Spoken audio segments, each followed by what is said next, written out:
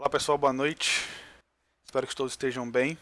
Vamos continuar então estudando estrutura humana, né? Vocês não podem ficar sem conteúdo, mesmo em meio à quarentena. Espero que todos estejam se cuidando. O tema de hoje é tecido conjuntivo. Vamos resumir um pouquinho, porque o assunto é bastante extenso.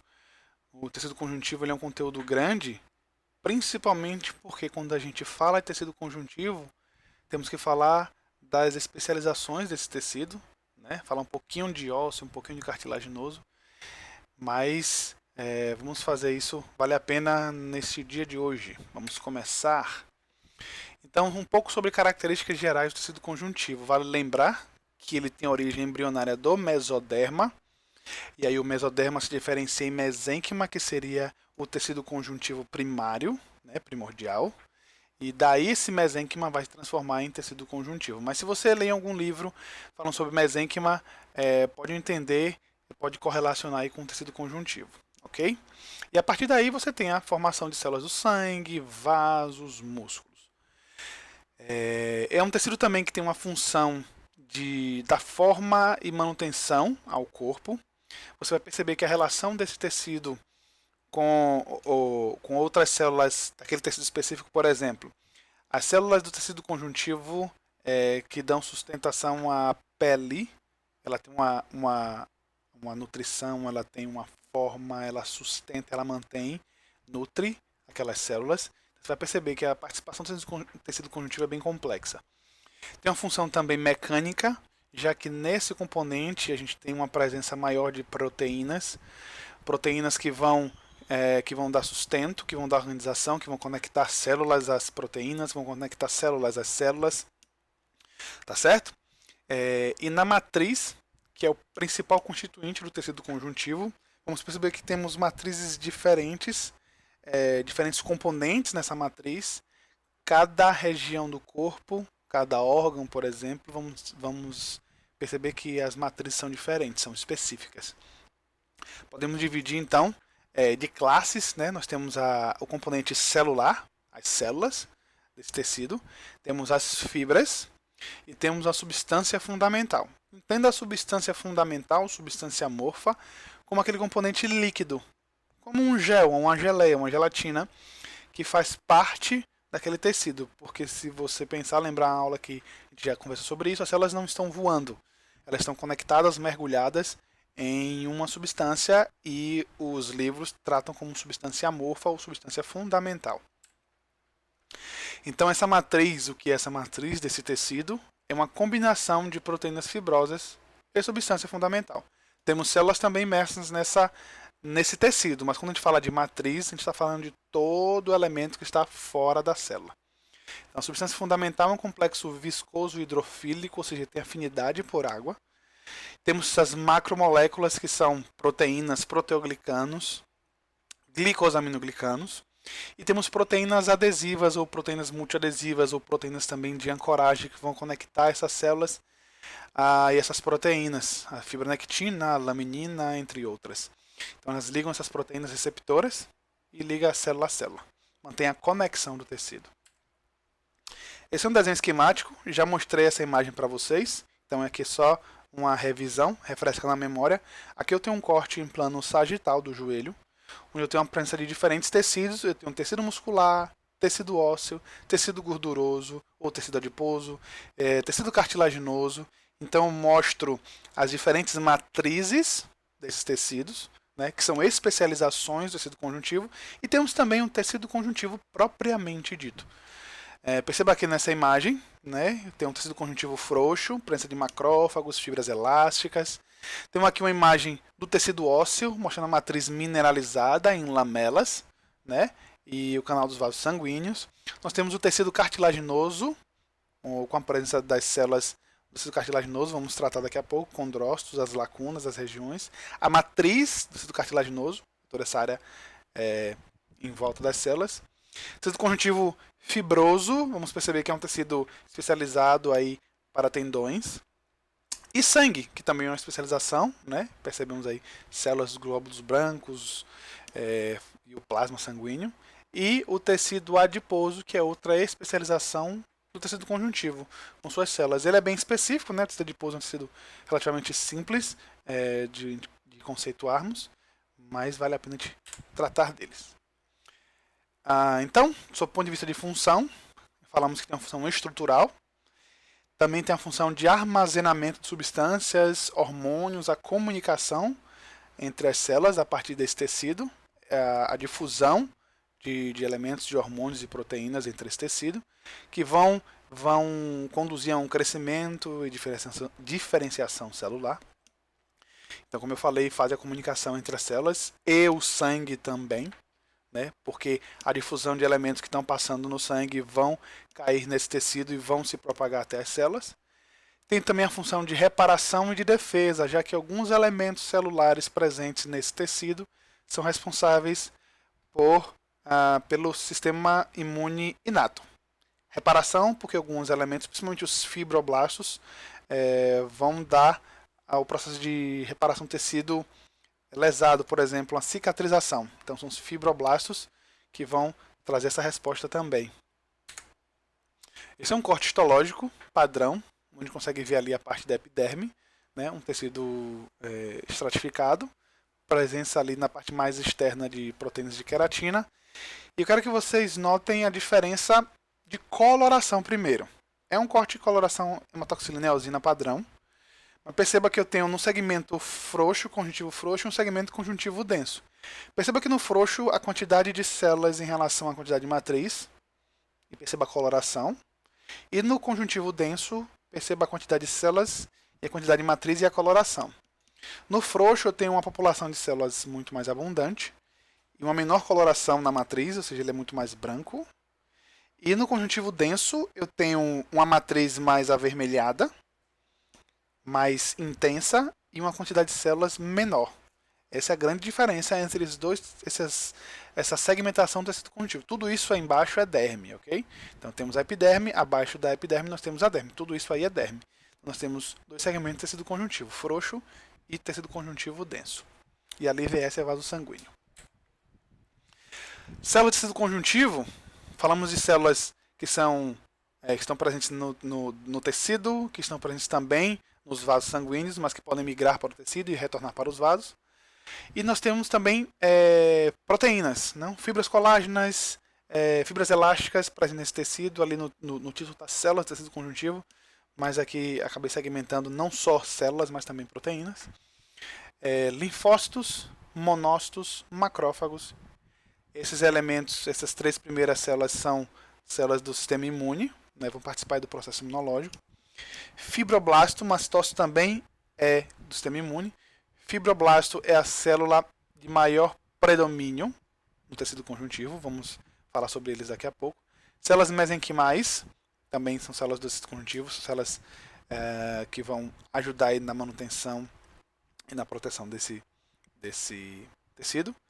Plasmócitos, componentes capilares também, as células do bulbo capilar vão estar nesse tecido. E células adiposas, que a gente já viu que é uma especialização do tecido conjuntivo. Fibroblastos. Esses são os caras responsáveis pela manutenção do tecido conjuntivo, propriamente dito, ok? Lembrando, fibroblasto, sufixo blasto, células jovens.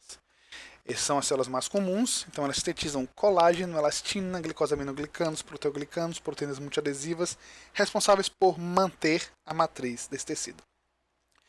Produzem também fatores de crescimento e diferenciação celular. E as ativas, as jovens, são os fibroblastos. E as quiescentes, as inativas, são os fibrócitos. É possível diferenciar no corte histológico padrão? Não. Tá? A gente precisa definir isso do ponto de vista terminologia, porque vale para os estudos.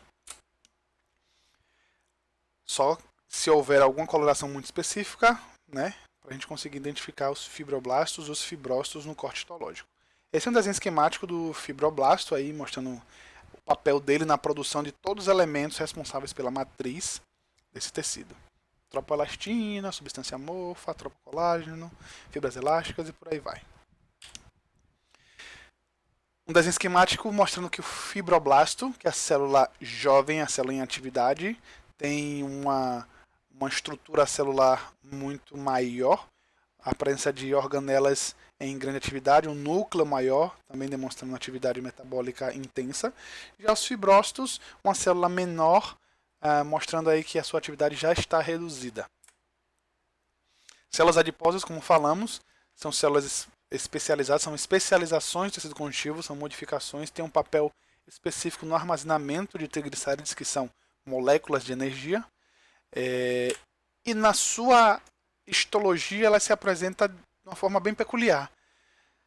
Todos esses vacúolos que vocês estão observando, dessas áreas brancas, estão preenchidas com triglicérides, tá? É difícil a gente conseguir localizar o núcleo, mas é possível. Normalmente o núcleo da célula adiposa é periférico, porque a maior parte do interior da célula é cheia de triglicérides. Então eu consigo ver aí entre essas bolas brancas, vamos falar assim, para vocês entenderem melhor.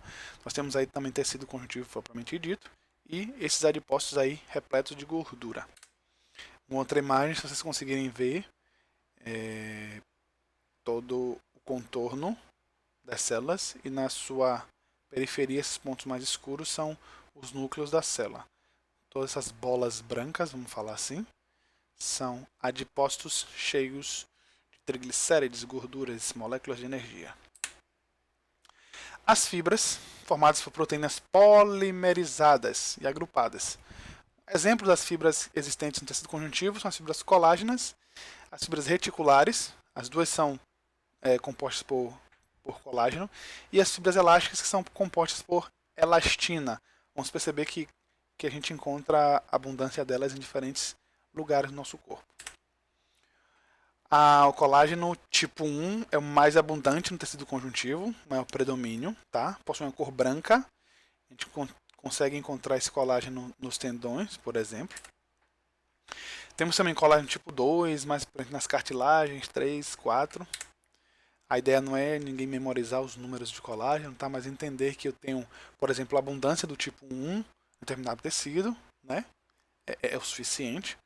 As fibras reticulares, formadas predominantemente por colágeno tipo 3, e tem alto teor de proteoglicanas e glicoproteínas. As fibras reticulares, elas formam como se fosse uma rede de sustentação das células. Elas são específicas em órgãos como o baço, por exemplo. Nessa primeira imagem a gente consegue ver essas linhas mais escuras, são as fibras de elastina, as moléculas de elastina, moléculas nas fibras, né? Fibras elásticas, e o colágeno, essas mais avermelhadas, mais espessas. Nas fibras reticulares ali, vocês conseguem ver essa mais alaranjada da imagem superior direita. São essas linhas aí apontadas pelas setas azuis. As fibras elásticas, você consegue ver, elas são meio... Parece que são enoveladas, na verdade elas estão aí relaxadas, mas elas podem mudar a sua conformação. Tem o componente elástico associado. E na última imagem, inferior à direita, nós temos as fibras colágenas aí, mostrando a semelhança, por exemplo, na coloração entre as imagens dali da superior esquerda e da inferior direita. Tipo de tecido conjuntivo, já falamos tecido conjuntivo frouxo e denso, e o denso ainda subdivide em modelado e não modelado. A gente vai ver características de cada um desses. O tecido frouxo, nós já vimos, tem uma presença maior de células de diversos tipos, predomínio de fibroblasto. No conjuntivo frouxo eu tenho um macrófago? Sim, mas o predomínio é de fibroblasto, ok? É a célula predominante do tecido conjuntivo. Suporta células epiteliais. A gente lembrando aí da epiderme e da derme. Eu mostrei a vocês que ali eu tenho um conjuntivo frouxo, conjuntivo denso. Vasos, nervos e tecido glandular está presente também, imerso nesse tecido conjuntivo. Pouca matriz extracelular. Já que eu tenho uma população maior de célula, eu tenho uma população menor de matriz.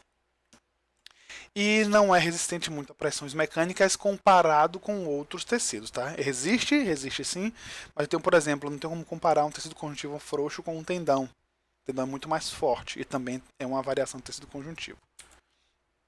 Esse é um corte histológico, tá? Vou mostrar para vocês a diferença. Deixa eu ver aqui uma coisa. Ok. Tecido conjuntivo frouxo e tecido conjuntivo denso, lembrando que o frouxo tem uma população maior de célula e uma população menor de matriz. Tudo isso aqui são células, é o tecido conjuntivo frouxo. Menor quantidade de matriz, maior quantidade de células. Perceba, cada pontinho desse é um núcleo de uma célula, tá ok?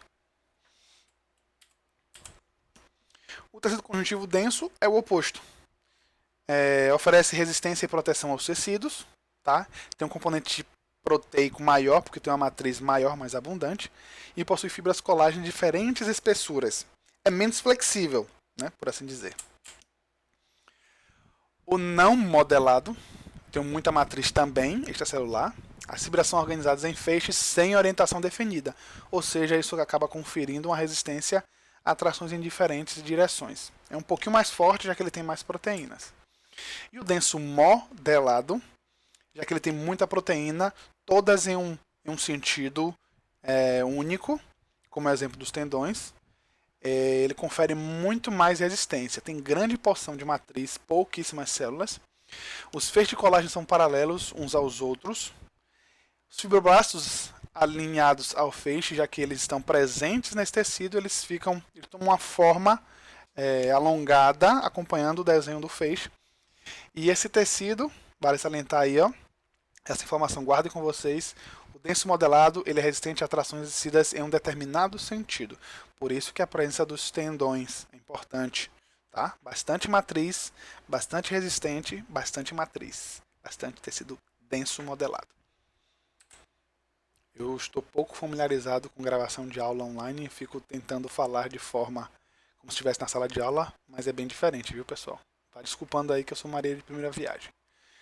Tecido cartilaginoso é um tecido também especializado, tem origem no tecido conjuntivo propriamente dito, são modificações nesse tecido, que dá tem uma consistência mais rígida, eu tenho um componente proteico maior e diferente, obviamente. Esse tecido a gente encontra revestindo superfícies articulares. Também existem órgãos do nosso corpo que são basicamente cartilagem, né? Como parte do nariz e o nosso pavilhão auditivo. É um tecido que confere absorção a impacto também. A gente vai observar, por exemplo, na coluna vertebral, eu tenho uma especialização no tecido cartilaginoso que segura o impacto das vértebras umas sobre as outras. E também diminui o atrito pelo deslizamento, como o revestimento da cartilagem nas articulações. Essa é uma imagem não muito boa de tecido cartilaginoso. Guardem inicialmente essa primeira imagem, essa diferença, por exemplo, de coloração, essa parte mais externa, mais avermelhada, essa parte mais azulada e esses pontinhos que são as células, o núcleo das células, tá? Em volta você consegue ver bem delimitado um círculo, né? São as lacunas, a gente vai tratar cada elemento desse logo mais. É essencial para o crescimento dos ossos longos. Vamos observar aí as epífises dos ossos longos. Elas têm um disco epifisário. Principalmente nas primeiras décadas de vida elas se mantêm e com o passar dos anos elas deixam de existir, já que elas vão ossificar e vão conferir ao indivíduo altura. Esse crescimento desse tecido se inicia no intraútero e após o nascimento parte do osso da gente ele é calcificado e outra parte é cartilaginoso ainda. Quais são os componentes do tecido cartilaginoso? Nós temos os condrócitos. Se são condrócitos, são células em menor atividade. Matriz extracelular, que é aquela matriz que a gente viu de coloração azulada. E os compartimentos que contêm os condrócitos, que tem o nome de lacunas. As lacunas podem conter um ou mais condrócitos, né? Se forem mais condrócitos dentro de uma lacuna, nós temos um nome específico chamado grupo isógeno, que a gente vai ver já já. Então, todo esse componente azulado é a matriz do tecido cartilaginoso. Cada pontinho desse preto é um núcleo de célula. E em volta, nós conseguimos ver um limite aí dessa célula. Essa célula está dentro de uma estrutura chamada lacuna, que a gente viu agora há pouco. Tem uma outra imagem, cadê? Tem uma outra imagem sobre grupo isógeno. Quando eu tenho mais de uma célula dentro de uma mesma lacuna. Nesse corte aqui eu não consigo encontrar. Acho que tem uma imagem mais adiante. Vamos seguir. Então, o tecido cartilaginoso ele pode ser basicamente colágeno ou colágeno e elastina, né? Que são associadas macromoléculas como proteoglicanos, ácido hialurônico e glicoproteínas. Vale salientar que no tecido cartilaginoso não existem vasos sanguíneos e nem tecido nervoso. Agora pense comigo, se houvesse tecido nervoso na cartilagem, todo movimento articular, por exemplo, seria doloroso, e o objetivo não é esse. Então, o tecido cartilaginoso é avascular, tá? E sem nervos também. Anotem isso, porque é informação muito importante. A nutrição desse tecido, por sua vez, ela é feita a partir do pericôndrio. E o que é o pericôndrio? É a camada do tecido conjuntivo mais externa do tecido cartilaginoso. Então, em volta da cartilagem, nós temos um tecido conjuntivo chamado pericôndrio, onde vamos encontrar também os condroblastos, as células jovens do tecido que vão manter aquele tecido vivo sempre. Vão manter a população constante daquele tecido. Então, a nutrição é a partir do pericôndrio. Isso em cartilagens normais, né? Vamos tratar assim como se fossem as cartilagens gerais do corpo. Mas quando a gente falar de cartilagem articular, ou a cartilagem que está envolvendo as superfícies de articulações, aí nós não temos pericôndrio. Nós temos a sinóvia, aquele líquido sinovial que a gente conhece. E essa sinóvia que vai conferir a nutrição das células dessa cartilagem. Tranquilo? Condrócitos, já vimos, originado de um único condroblasto. Lembrando que o condroblasto vai estar no pericôndrio. Grupo de até 8 células. É possível encontrar até 8 células, até 8 condrócitos em uma mesma lacuna, o que a gente vai dar nome de grupo isógeno. Células secretoras de colágeno tipo 2, principalmente, assim como outras proteínas. Se você observar, proteoglicanos e glicoproteínas foram faladas desde do primeiro slide de tecido conjuntivo até agora. Então, elas se repetem bastante. Tome nota disso. Aqui é a imagem que a gente já viu, essa é a imagem que eu queria. Temos aqui um grupo de células juntas aqui, aparentemente uma célula só, né? O tecido, lembrando que a gente sai de uma representação em 3 dimensões para uma representação em 2 dimensões. Então aqui parece ser apenas uma célula, mas aqui a gente vê um grupo chamado grupo isógeno de várias células em uma mesma lacuna. Temos 3 tipos de cartilagem que vale salientar. A mais fácil de todas é a elástica, então a gente vai tomar mais tempo falando da hialina e da fibrosa. A cartilagem hialina é a mais abundante, tá, no nosso corpo. É a que forma o primeiro esqueleto do embrião. E os discos epifisários que vão estar presentes nos ossos longos são de cartilagem hialina.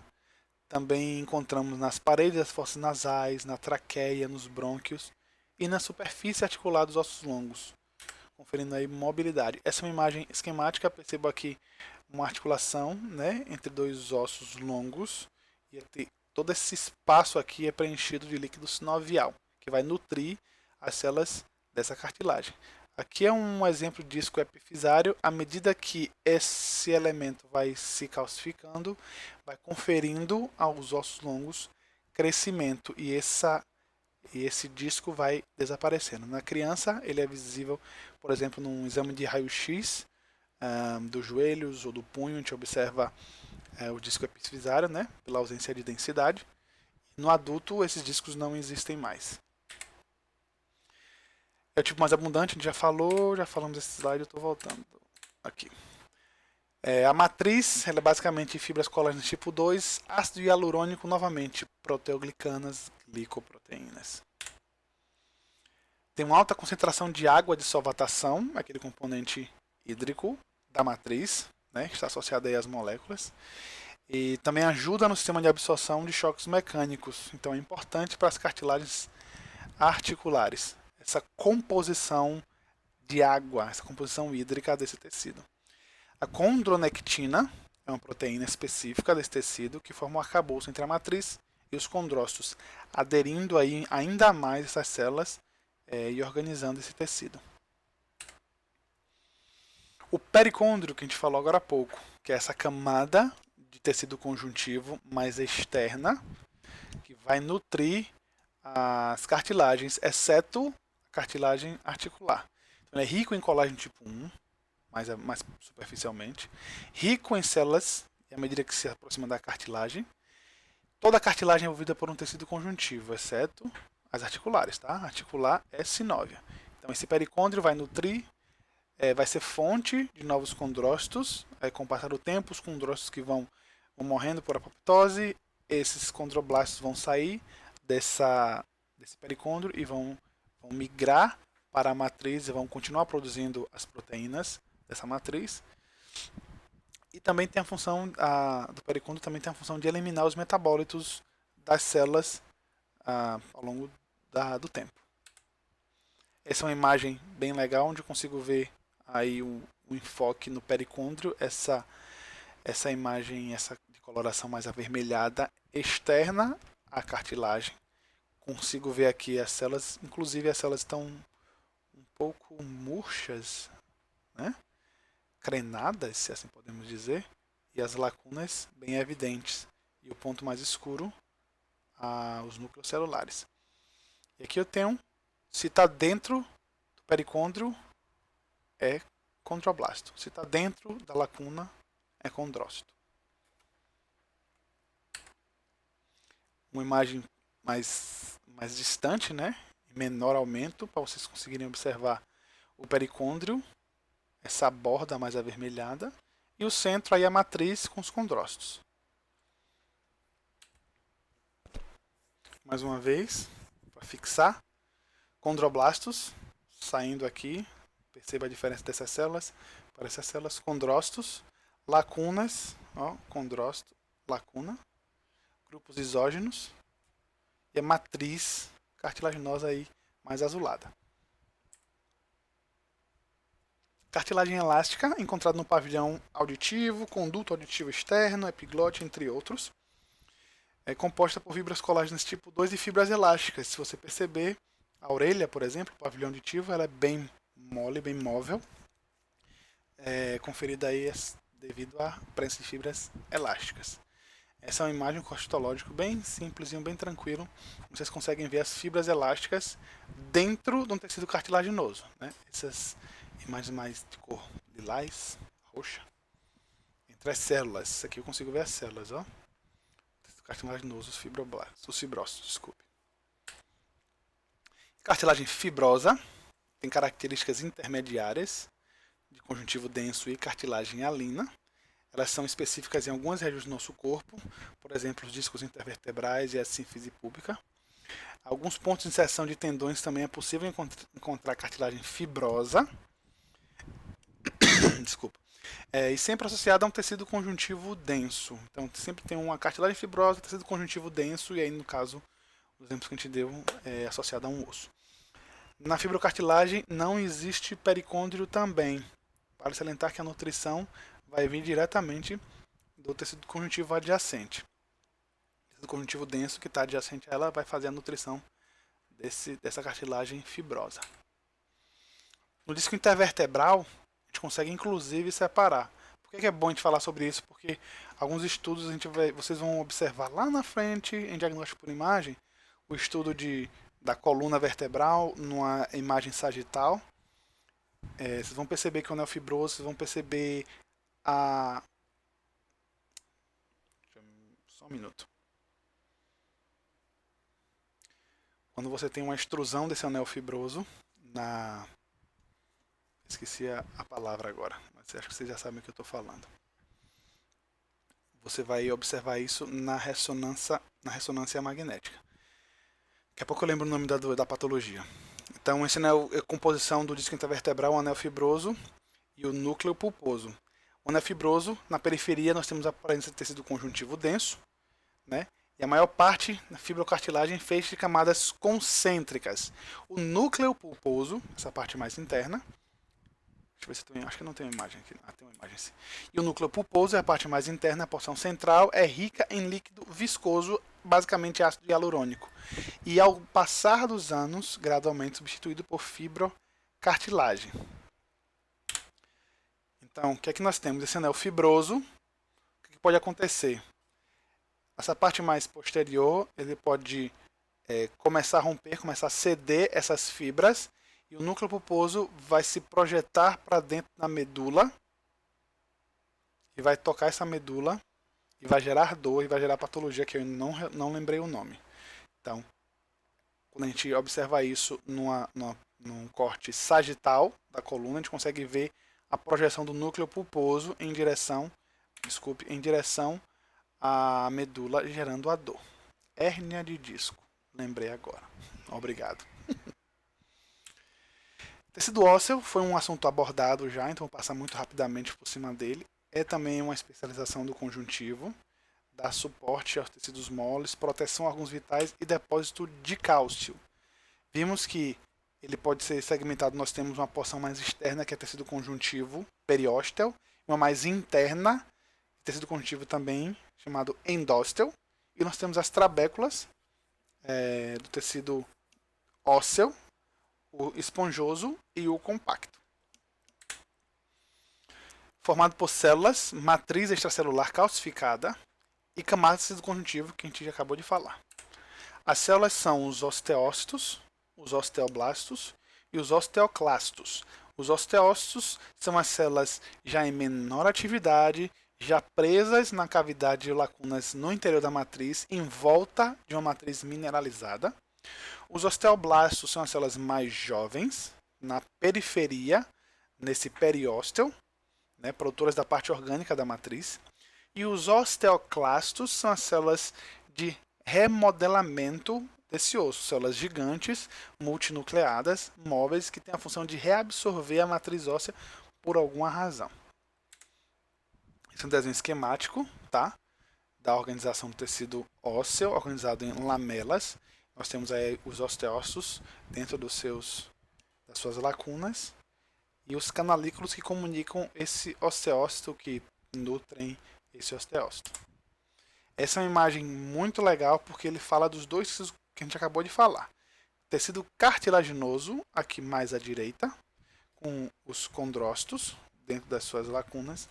Tecido ósseo mais à esquerda, mais avermelhado, coloração mais avermelhada em HE, com seus osteócitos dentro da matriz, osteoblasto na periferia da matriz, e aqui um osteoclasto bem grande, outro mais aqui em cima, né, mostrando aí a diferença dos dois tecidos que a gente acabou de estudar.